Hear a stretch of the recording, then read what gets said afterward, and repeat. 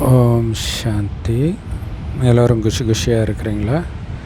27/6/2026 பாப்தாதா சொல்கிறாங்க, இனிமையான குழந்தைகளே, நினைவின் மூலமாக ஆத்மாவில் இருக்கிற அழுக்கு நீக்கிக்கிட்டே இருங்க. ஆத்மா எப்போ முற்றிலும் தூய்மையாகுதோ அப்போ தான் வீட்டுக்கே போக முடியும், பரந்தாமத்துக்கு. கேள்வி: இந்த கடைசி பிறவியில் பாபாவுடைய எந்த கட்டளையை கடைப்பிடிக்கிறதுல தான் குழந்தைங்களுக்கு நன்மை இருக்குது? பாபா சொல்கிறாரு, இனிமையான குழந்தைகளே, இந்த கடைசி பிறவியில் பாபா கிட்டேருந்து முழு ஆஸ்தியை எடுத்துக்கோங்கன்றார். அதுக்கு என்ன பண்ணணும்? புத்தியை வெளியில் அலைய விடக்கூடாது. விஷத்தை விட்டுட்டு அமிர்தத்தை பருகுங்க. வெளி உலக விஷயங்கள் எல்லாமே விஷம்தான், அதில் குறிப்பாக காமம் விஷம்னார் பாபா. இந்த ஞான அமிர்தத்தை மட்டுமே பருகணும். அப்போ தான் ஆத்ம தூய்மையாகும். இந்த ஞானத்தை மட்டுமே சிந்தனை செய்கிறதுல உங்களுடைய மனசை பழக்கப்படுத்திட்டிங்கன்னா புத்தி வெளியில் அலையாது. இந்த கடைசி பிறவியில் 63 பிறவிகளின் பழக்கங்களை நீங்கள் அழிக்கணும். ஒன்று போனால் ஒன்று வரும், ஒன்று போனால் ஒன்று வரும், வந்துக்கிட்டே இருக்கும். 63 பிறவிகளின் பழக்கங்கள் அவ்வளோத்தையும் இந்த ஒரே பிறவியில் அழிக்கணும். அதிலும் கொஞ்சம் வருஷத்துலேயே அழிக்கணும். அப்படின்னா அதுக்கு எவ்வளோ இரவு பகலாக முயற்சி பண்ணணும் யோசிச்சு பாருங்கள். அப்படி இரவு பகலாக முயற்சி செஞ்சு ஆத்ம அபிமானி ஆகுங்க. அப்போ தான் முழுமையான ஆஸ்தி அடைய முடியும். இதில் தான் உங்களுக்கு உண்மையான நன்மை இருக்குதுன்னு பாபா சொல்கிறார். ஓம் சாந்தி. ஆத்மாக்கள் ஓய்வு எடுக்கிற இடம் சாந்தி தாமம். ஏன்னா இப்போ இந்த உலகத்தில் எல்லோரும் களைப்படைஞ்சு இருக்கிறாங்க. நாம் நம்முடைய சுகதாமத்துக்கு போகணும்னு விரும்புகிறாங்க.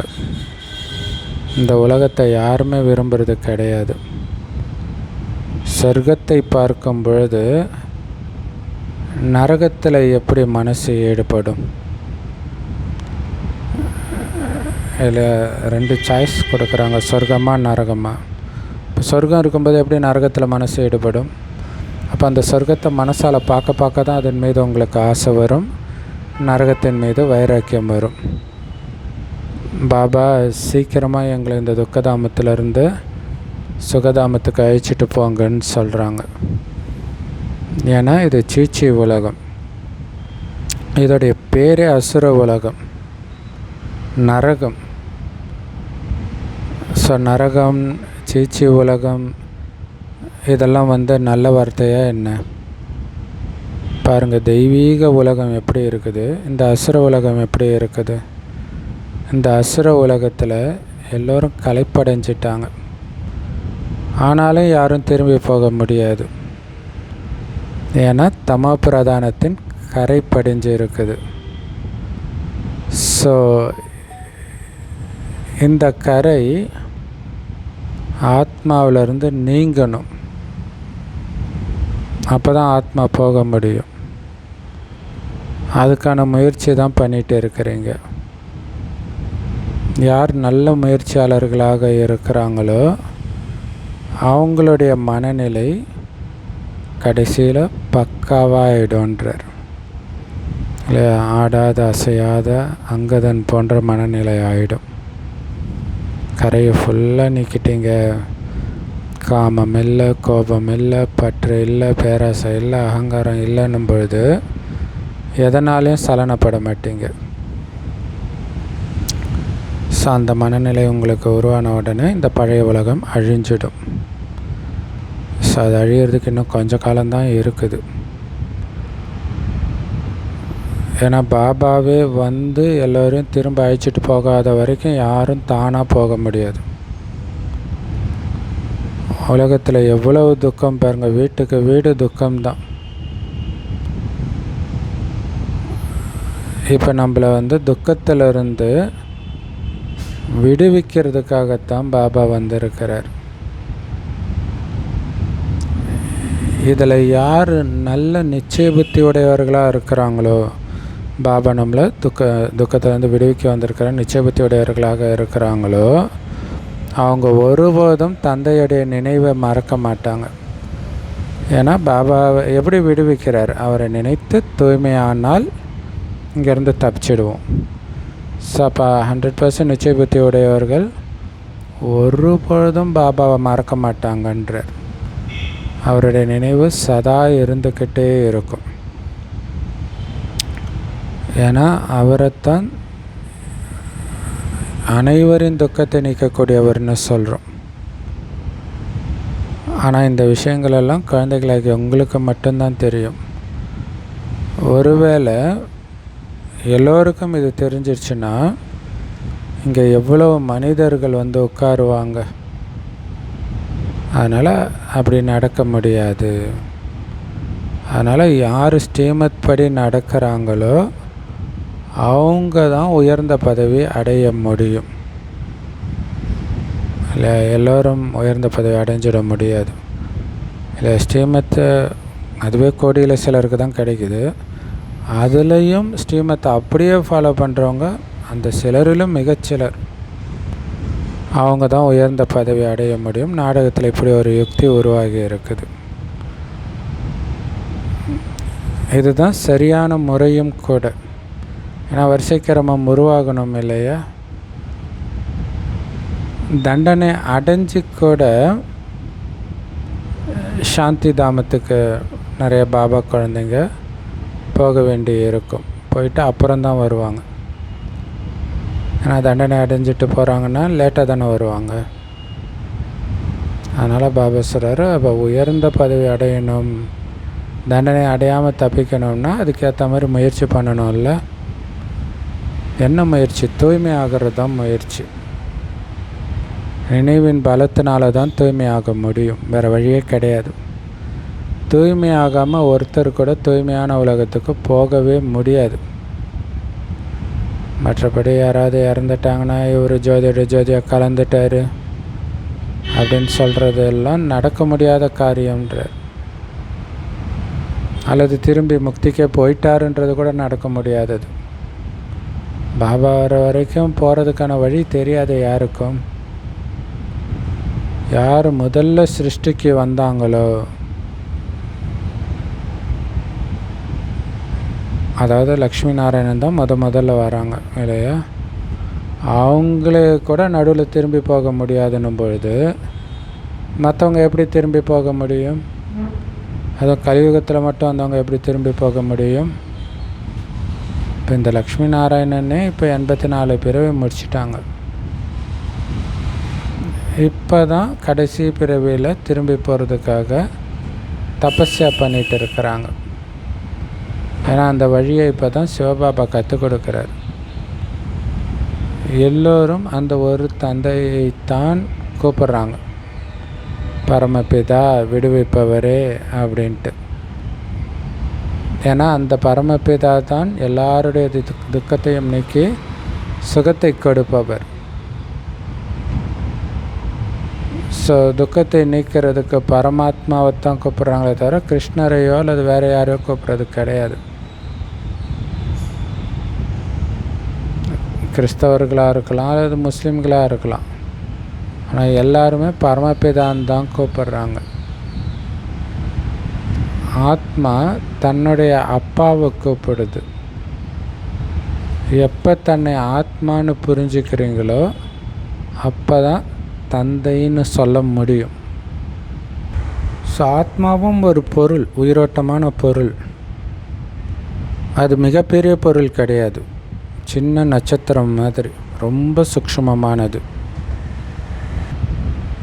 பாபா எப்படி இருக்கிறாரோ அதே மாதிரி தான் ஆத்மாவுடைய ஸ்வரூபமும் சின்ன புள்ளியாக இருக்குது. இப்போ நீங்கள் தந்தையுடைய மகிமை செய்கிறீங்க. அவர் சச்சிதானந்த ஸ்வரூபமானவர், ஞானக்கடலானவர், ஆனந்த கடலானவர் அப்படின்னு நாம் மகிமை பாடுறோம். ஸோ இதே மகிமைக்குரியவராக நீங்கள் ஆகுங்கன்னு நேற்று கூட சொல்லியிருந்தார் இல்லையா?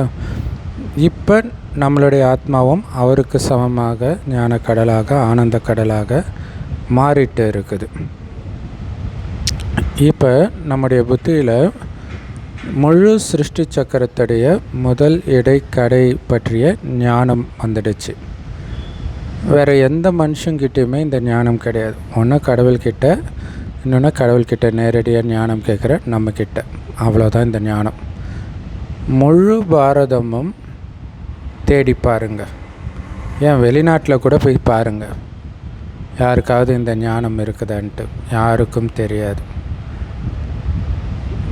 ஆத்மா 84 பிறவிக்கான நடிப்பு நடிக்குது. 84 லட்சம் பிறவின்றது முடியாத காரியம். ஏன்னா 84 லட்சம் பிறவியை பற்றி யாரும் வர்ணிக்கக்கூட முடியாது. உங்களுடைய முன்ஜென்மங்களை பற்றி உங்களுக்கு தெரியாது, நான் சொல்கிறேன் அப்படின்னு பாபா சொல்கிறார். ஆனால் அவங்க எல்லாத்தையும் கேட்டாலும் கூட 84 லட்சம் பிறவிகளை பற்றி யாராலும் சொல்ல முடியாது அப்படிங்கிற விஷயம் கூட பாவம் கல்புத்தி உடையவர்களால் புரிஞ்சிக்க முடியல. இல்லை அவங்க குருமார்கள் சொல்கிறாங்க, அப்படியே கேட்டுட்டு வராங்க. நாம் பிராமணர்களாக இருக்கிறோம். முழுசாக 84 பிறவி எடுத்திருக்கிறோம். பிரம்மாவும் 84 பிறவி எடுத்திருக்கிறாரு, விஷ்ணுவும் 84 பிறவி எடுத்திருக்கிறார். 2 பேருமே ஒருத்தர் தான் இல்லையா? பிரம்மா தான் விஷ்ணு ஆகிறார், விஷ்ணு தான் பிரம்மா ஆகிறார். லக்ஷ்மி நாராயணன் தான் 84 பிறவிகள் எடுத்து கடைசி பிறவியில் பிரம்மா சரஸ்வதியாக ஆகிறாங்க. ஸோ இதுவும் புரிஞ்சிக்க வேண்டிய விஷயம் இல்லையா? ஒவ்வொரு 5000 வருஷத்துக்கு பிறகும் நான் உங்களுக்கு இதை புரிய வைக்கிறேன். இது 5000 வருடத்திற்கான காலச்சக்கரம் அல்லது சிருஷ்டி சக்கரம். வர்ணங்களின் ரகசியத்தையும் இப்போ நீங்கள் புரிஞ்சுக்கிட்டீங்க. பிராமண வர்ணம், தேவதா வர்ணம், க்ஷத்ரிய வர்ணம், வைஷ்ய வர்ணம், சூத்ர வர்ணம், 5 வர்ணங்கள். ஸோ இந்த 5 வர்ணங்களிலும் நாம் தான் வந்தோன்றது தான் ஹம்சோஹமுடைய அர்த்தம். நான் தான் அது. தேவதையாக இருந்ததும் நான் தான், க்ஷத்ரியனாக இருந்ததும் நான் தான், வைஷ்யன் சூத்ரனாக இருந்ததும் நான் தான், இப்போ பிராமணராக ஆகியிருக்கிறதும் நான் தான். பிறகு நான் மீண்டும் தேவதையாவேன். இவ்வளவு பிறவிகள் எடுக்கிறேன். ஸோ இதுதான் ஹம்சோஹமுடைய அர்த்தம். ஸோ தேவதை வர்ணத்திலேயோ சத்திரிய வர்ணத்திலேயோ வைஷ்ய சூத்ர வர்ணத்திலேயோ நிறைய பிறவிகள் இருக்கும். ஆனால் பிராமண வர்ணத்தில் ஒரே பிறவி தான். அதனால தான் இது வைரத்துக்கு சமமான பிறவின்னு சொல்லப்படுது. இப்போ பைபிள் குரானில் ஒரே பிறவின்றது பிராமண பிறவியை பற்றி பேசுகிறாங்க இல்லை? பிராமண பிறவி மட்டும்தான் ஒரே பிறவி. பாபா சொல்கிறாரு, இது உங்களுடைய உத்தமமான சரீரம் இல்லை? பிராமணன் ஆகும்போது உங்களுக்கு கிடைச்சிருக்கிற சரீரம் ரொம்ப மகத்துவம் வாய்ந்தது. ஏன்னா இதன் மூலமாக தான் நீங்கள் சொர்க்கத்தின் ஆஸ்தியை அடையிறீங்க. இதன் மூலமாக தான் அடைய முடியும். அதனால் பாபா சொல்கிறாரு, சொர்க்கத்தின் ஆஸ்தியே கிடைக்குதுன்னும் பொழுது வேறு எதுக்கும் எங்கேயும் அலையாதீங்க இல்லையா? மற்றபடி நடக்கிறது நடந்தே தீரும். கர்ம கணக்கை முடித்தே தீரணும். எவ்வளோ நாள் தப்பிச்சு போயிட முடியும்? அதனால் கோயில் குளம்னு அலையாதீங்க. ஞான அமிர்தத்தை நேரடியாக இறைவனே கொடுக்குறார். அதை தினம் தினம் குடிங்க, அதாவது முரளி படிங்க. உண்மையிலே நாம் தான் 84 பிறவி எடுக்கிறோம் அப்படிங்கிறத இப்போ புரிஞ்சுக்கிறீங்க இல்லையா? நீங்கள் முதல்ல சத்தியுகத்தில் சதோ பிரதானமாக இருந்தீங்க. பிறகு திரேத்தாயுகத்தில் சதோ பிரதானத்துலேருந்து சதோ ஆனீங்க. ஏன்னா வெள்ளியின் கலப்படமாச்சு தங்கத்தில். ஸோ முழு கணக்கையும் பாபா சொல்கிறார். தங்கத்தில் கலப்படம் செய்யுங்கன்னு இப்போ அரசாங்கமே சொல்லுதான். 14 கேரட் தங்கத்தை அணிஞ்சிக்கோங்க அப்படின்ட்டு. ஏன்னா அந்த திருட்டு பயத்தினால அப்படி சொன்னாங்களோ என்னவோ தெரியல. ஸோ தங்கத்தில் கலப்படம் செய்கிறத பாரதவாசிகள் அபசகுனம்னு நினைப்பாங்களாம். ஸோ அப்படி இருந்திருக்குது.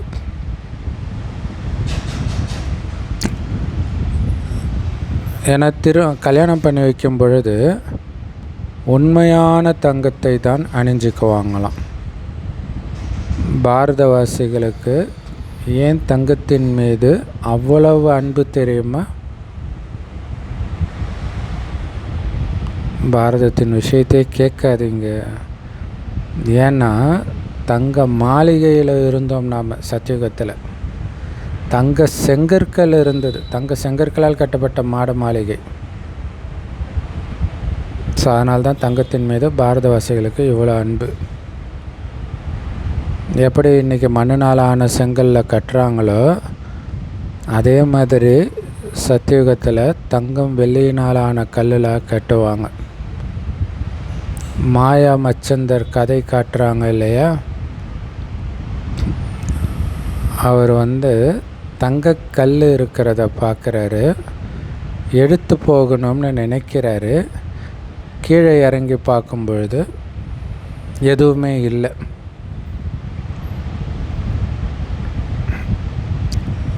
ஸோ அதில் ஏதோ ஒரு ரகசியம் இருக்கும் இல்லையா? நாம் இப்போ மறுபடியும் சொர்க்கத்துக்கு போக போகிறோம் அப்படின்னு தாய்மார்கள் புரிஞ்சிருக்கிறீங்க. ஆனால் கணவன் காமத்திற்காக தொந்தரவு செய்கிறாருன்னும் போது பாவம் உள்ளுக்குள்ளே அழறாங்க. நான் எப்போ சுகதாமத்துக்கு போவேன், பாபா சீக்கிரமாக அழிச்சிட்டு போங்க அப்படின்னு சொல்கிறாங்க. பாபா சொல்கிறாரு, குழந்தைகளே எப்படி சீக்கிரமாக போக முடியும்?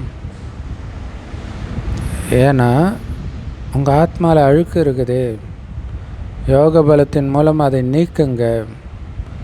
தூய்மையாகாமல் எப்படி போக முடியும்?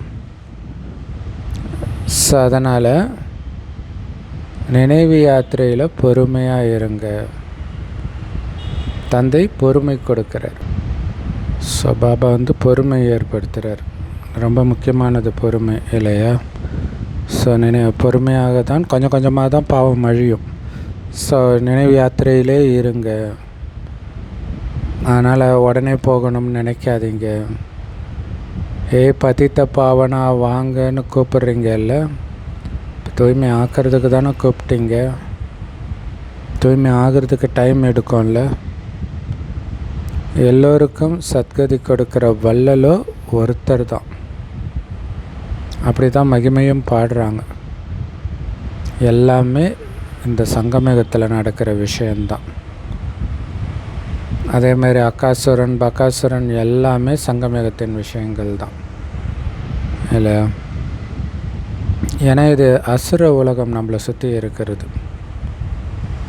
எப்போ முழு மரமும் இத்து போன நிலை அடையுதோ அப்போ தான் நான் கல்பத்தின் சங்கமயுகத்தில் வரேன் அப்படின்னு பாபா புரிய வைக்கிறார். சத்தியுகத்தில் ஒவ்வொரு பொருளுமே சதோபிரதானமாக தான் இருக்கும். இங்கே எவ்வளவு பறவைகள் விலங்குகள்லாம் இருக்குது, இவ்வளவும் அங்கே இருக்காது. பெரிய மனிதர்கள் ரொம்பவே சுத்தமாக இருப்பாங்க. அவங்க இருக்கிற இருப்பிடமாகட்டும், அவங்க உபயோகப்படுத்துகிற ஃபர்னிச்சர் ஆகட்டும், எல்லாமே முதல் தரமாக இருக்கும். ஸோ நீங்களும் அந்த அளவுக்கு உயர்ந்த தேவதைகளாக ஆகிறீங்க. அதனால் அங்கே இந்த மாதிரியான சீச்சி பொருட்கள்லாம் இருக்க முடியாது. இங்கே பாருங்கள், கொசு பலவிதமான வியாதிகளை உருவாக்குது. ஏன்னா இங்கே அவ்வளோ அசுத்தமாக இருக்குது, அதனால தான் கொசு இருக்குது. கிராமப்புறங்களில் அந்த அளவுக்கு அசுத்தம் இருக்கிறது கிடையாது. பெரிய பெரிய நகரங்களில் தான் அதிக அசுத்தங்கள் இருக்குது. ஏன்னா மனிதர்கள் அதிகமாகிட்டாங்க இல்லையா? ஸோ இருக்கிறதுக்கே இடமில்லாத அளவுக்கு மனிதர்கள் அதிகமாகிட்டாங்க. ஆனால் நீங்கள் இப்போ முழு உலகத்துக்கும் எஜமானர் ஆகிறீங்க சத்தியுகத்துக்காக. பிரம்மா பாபா சரீரத்தோடு தான் இருக்கிறார், விஷ்ணுவும் சரீரத்தோடு தான் இருக்கிறார். சரீரத்தோடு 9 லட்சம் நட்சத்திரங்கள் இருக்குதுன்னு மனிதர்கள் பாடுறாங்க. பிரம்மாவே விஷ்ணுவாக ஆகிடுறார். விஷ்ணுவின் கூடவே நட்சத்திரங்களும் இருக்குது. அதில் நட்சத்திரங்கள்ன்றது ஆத்மாக்கள், அவர் கூட பிறவி எடுக்கிற ஆத்மாக்கள். 9 லட்சம் பேர் தான் ஆரம்பத்தில் பிறப்பாங்கள்ல, ஸோ அதை தான் சொல்கிறாங்க. சத்தியுகத்தில் விஷ்ணு தேவதை ஆகும் பொழுது ரொம்ப ரொம்ப கம்மியானவங்க தான் கூட இருப்பாங்க. அதான் 9 லட்சம் பேர். மரம் முதல்ல சின்னதாக இருக்கும், பிறகு தான் வளர்ச்சி அடையும். சத்தியுகத்தில் ரொம்ப குறைவானவர்கள் தான் இருப்பாங்க. இனிக்கும் நீரோட்டமுள்ள நதிக்கரையில் வசிப்பாங்க. ஆனால் இங்கே நதிகளில் பல கால்வாய்களை உருவாக்குறாங்க. அங்கே கால்வாய்கள்லாம் இருக்காது.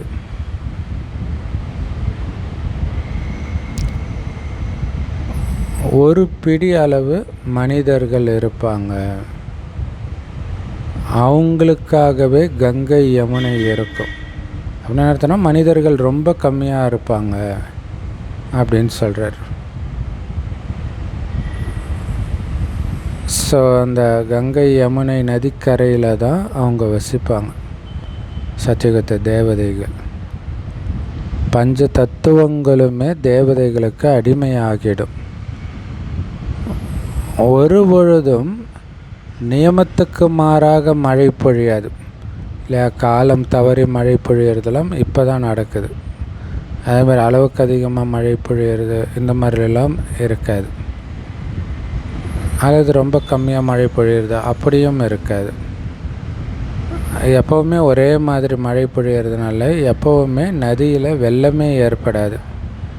பேரே சொர்க்கம், பிறகு வேறு எப்படி இருக்கும்? சொர்க்கத்துடைய ஆயுள் லட்சக்கணக்கான வருடங்கள்னு சொல்கிறாங்க, சத்தியுகத்துடைய ஆயுளை. சரி, அங்கே யார் ராஜ்யம் செஞ்சாங்கன்னு சொல்லுங்கள் அப்படின்னு கேட்டால் அவங்களுக்கு தெரியாது. எவ்வளவு கட்டுக்கதைகளை சொல்லிகிட்டு இருக்கிறாங்க. ஸோ நம்ம முந்தைய கல்பம் மாதிரியே இப்போவும் அதே நடிப்பை தான் நடிச்சிட்டு இருக்கிறோம். இந்த ருத்ரஞான வேள்வியில் கண்டிப்பாக பலவிதமான தடைகள் அசுரர்கள் மூலமாக நடக்கத்தான் செய்யும். ஸோ இதைத்தான் புராணங்களில் அசுரர்கள் மேலேருந்து அசுத்தங்களை போட்டாங்க, மாட்டுச்சாணத்தை போட்டாங்க அப்படிலாம் எழுதிட்டாங்க. ஆனால் அப்படி கிடையாது. பாருங்கள் எவ்வளோ தடைகள் ஏற்படுதுன்னு நீங்களே பார்க்குறீங்க. அபலைகள் மேலே தீங்கு ஏற்படும் பொழுது தான் பாவக்குடங்கள் நிரம்பும் இல்லையா. ஸோ பாவக்குடம்பம் நிரம்பினா தானே எல்லோருக்கும் அழிவு ஏற்படும், உலகமும் அழியும். ஸோ அதனால் கொஞ்சம் பொறுத்துக்கோங்க இல்லையா. பாவக்கடம் நிரம்பணும் அப்படிங்கிறார். எவ்வளோ சூப்பரான ரகசியம் சொல்லியிருக்கிறார் பார்த்தீங்களா. இப்போ உங்கள் மேலே விழக்கூடிய அடி நிந்தனைகள் இது எல்லாமே பாவக்குடம் நிரம்புறதுக்காக நடக்குது. அதனால் கொஞ்சம் பொறுத்துக்கோங்க அப்படின்னு பாபா சொல்கிறார். ஸோ நீங்கள் உங்களுடைய அப்பாவையும் ஆஸ்தியை மட்டும் நினைவு பண்ணிக்கிட்டே இருங்க. ஸோ அடி வாங்கும்போது கூட புத்தியில் சிவபாபாவை நினைவு பண்ணிக்கிட்டே இருங்க. உங்களுக்கு புத்தியில் இந்த ஞானம் இருக்குது இல்லை. ஸோ நிறைய பேர் வீட்டில் பார்த்திங்கன்னா தூய்மையாக இருக்கிறதுக்காக அடிக்கலாம் செய்வாங்க.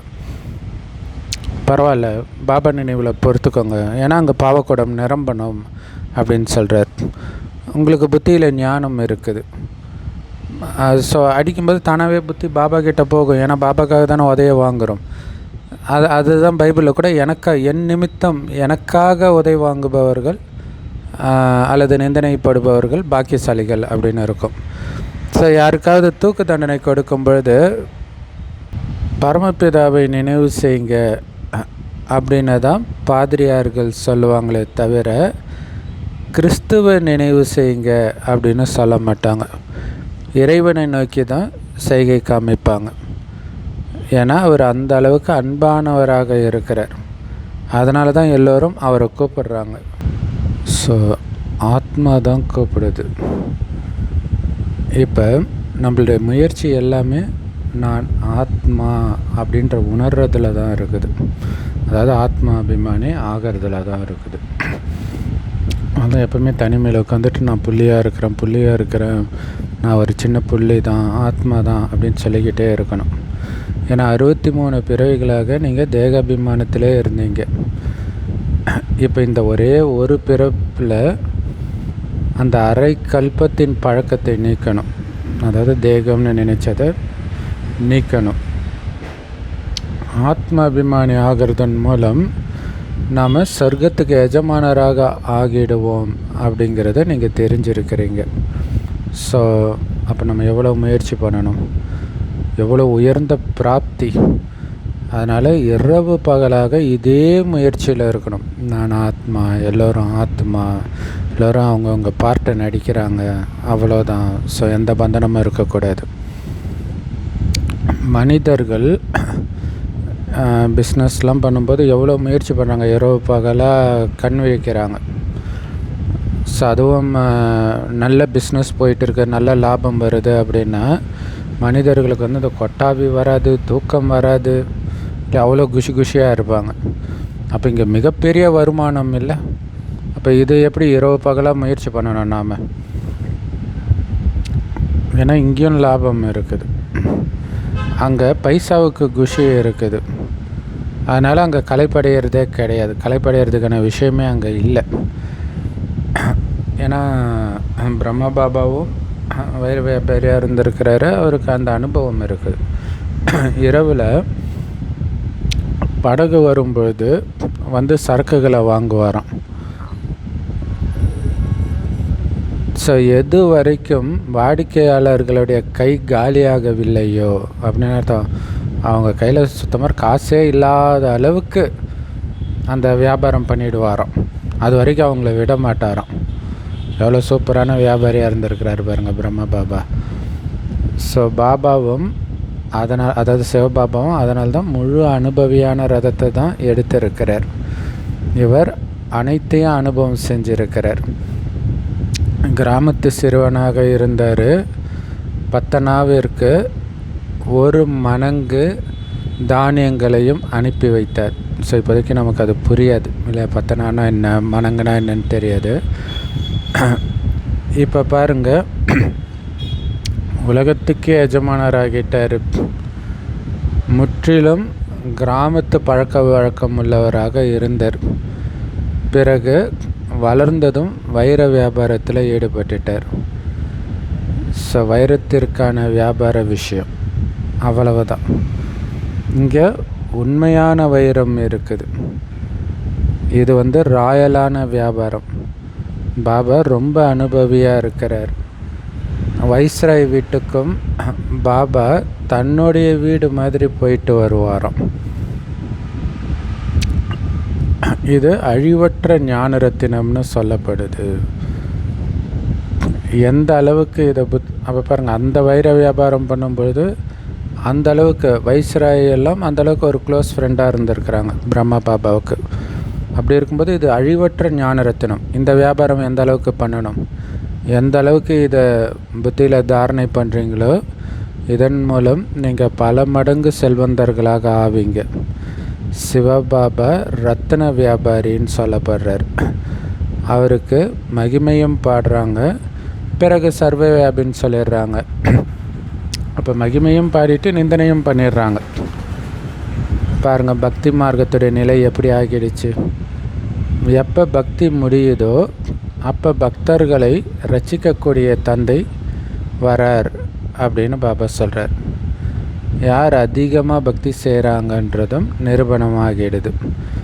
எல்லோரையும் விட அதிக பக்தி நீங்கள் தான் செஞ்சுருக்கிறீங்க.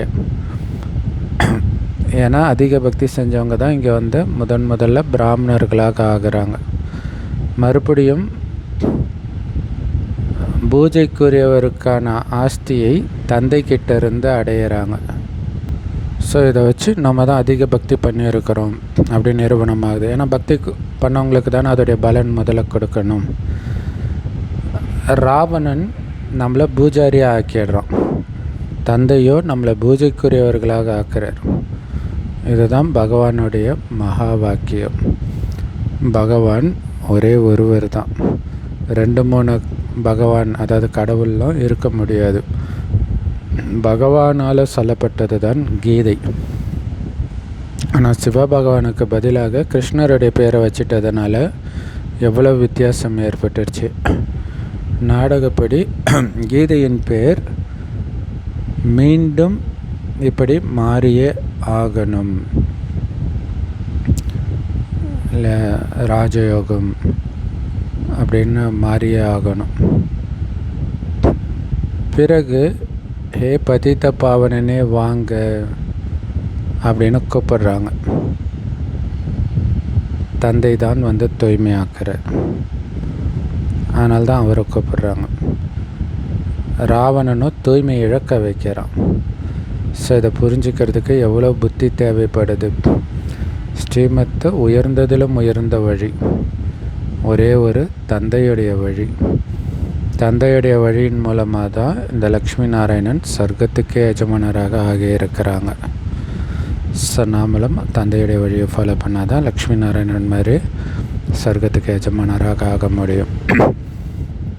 அற்புதமான முரளி கொடுத்த அன்பான தாய் தந்தை பாப்தாதாவுக்கு அன்பு நினைவுகள் மற்றும் காலை வணக்கம். பாபா சொல்கிறாங்க, இந்த ஒரு பிறவியில் 63 பிறவிகளின் பழைய தேக அபிமானத்தின் பழக்கத்தை நீக்கக்கூடிய முயற்சி பண்ணணும். ஆத்ம அபிமானியாகி சொர்க்கத்துக்கு எஜமானர்களாக ஆகணும்.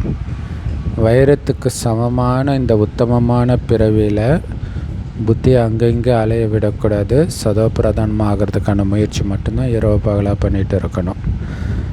ஸோ நமக்கு இழைக்கப்படும் அநீதிகள், கொடுமைகள், தீமைகள் இதெல்லாம் சகிச்சுக்கிட்டு தந்தைக்கிட்டேருந்து முழு ஆஸ்தியை அடையணும். வரதானம் சாக்கார பாபாவுக்கு சமமாக தன்னுடைய ஒவ்வொரு செயலையும் அழிவற்ற நினைவு சின்னமாக ஆக்கிற ஆதாரமூர்த்தி மற்றும் உத்தாரமூர்த்தி ஆகுங்கள். அதுக்கு விளக்கம், சாக்கார பிரம்மபாபா தன்னுடைய ஒவ்வொரு செயலையும் ஒரு நினைவு சின்னமாக ஆக்கினார் இல்லையா? அதனால தான் கிருஷ்ணரை குளிப்பாட்டுவாங்க. ஸோ ஒவ்வொரு காரியமும் செய்வாங்க, கலையஞ்சதுலேருந்து தொங்குற வரைக்கும். ஏன்னா ஒவ்வொரு காரியமும் பாபா நினைவிலிருந்து செஞ்சதுனால அது நினைவு சின்னமாச்சு. அதே மாதிரி நீங்கள் கூட நீங்கள் ஒவ்வொருத்தரும் நீங்கள் செய்கிற ஒவ்வொரு காரியத்தையும் எப்படி பண்ணணும் அப்படின்னா, தன்னை ஒரு ஆதாரமூர்த்தின்னு புரிஞ்சுக்கிட்டு, தன்னை ஒரு உத்தாரமூர்த்தின்னு புரிஞ்சுக்கிட்டு பண்ணிங்கன்னா அந்த காரியங்கள் நினைவு சின்னமாயிடும். இல்லை, உலகத்தின் ஆதாரமூர்த்தியை நான் தான், என் மூலமாகத்தான் உலகமே முன்னேறப் போகுது, நான் செய்யும் இந்த காரியத்தின் மூலமாகத்தான், நான் செய்யும் இந்த காரியம்தான் ஆதாரமாக இருக்க போகுது. இல்லை, ஏன்னா நம்ம தான் லாப் மேக்கர்னுவர், நம்ம செய்கிற ஒன்றும் விதியாக மாறப்போகுது. அப்படி புரிஞ்சுக்கிட்டு ஒவ்வொரு காரியமும் செஞ்சிங்கன்னா விதியாக மாறும்போது அந்த விதி உங்களுடைய நினைவு சின்னமாகிடும். ஸோ அதனால் உங்களை உலக மாற்றத்துக்கான ஆதாரமூர்த்தியாக புரிஞ்சுக்கணும். உலக மாற்றமே என்னில் ஆதாரப்பட்டிருக்கு, என்னுடைய காரியங்களில் ஆதாரப்பட்டிருக்கு அப்படின்னு யார் நினைக்கிறாங்களோ அவங்களுடைய ஒவ்வொரு செயலும் கண்டிப்பாக உயர்ந்ததாக தான் இருக்கும். சாதாரணமான விஷயங்களெல்லாம் நேரத்தை வீணாக்க மாட்டாங்க. சாதாரணமாக அவர்களுடைய காரியம் இருக்காது. அதுதான் முக்கியமான விஷயம். அவங்களுடைய உள்ளுணர்வு மற்றும் பார்வையில் எல்லாருடைய நன்மையும் கலந்து இருக்கும். அதனால் அவங்களுடைய ஒவ்வொரு செயலும் மிக உயர்ந்ததாக மாறும். இல்லையா? அவங்களுடைய பார்வையிலே உலக நன்மை இருக்குது, அவங்களுடைய உள்ளுணர்விலே உலக நன்மை இருக்குது அப்படின்னா அவங்க செய்கிற காரியம் கண்டிப்பாக உயர்ந்ததாக தானே இருக்கும். இந்த மாதிரி உயர்ந்த செயல்கள் தான் அழியாத நினைவு சின்னங்களாக ஆகுது.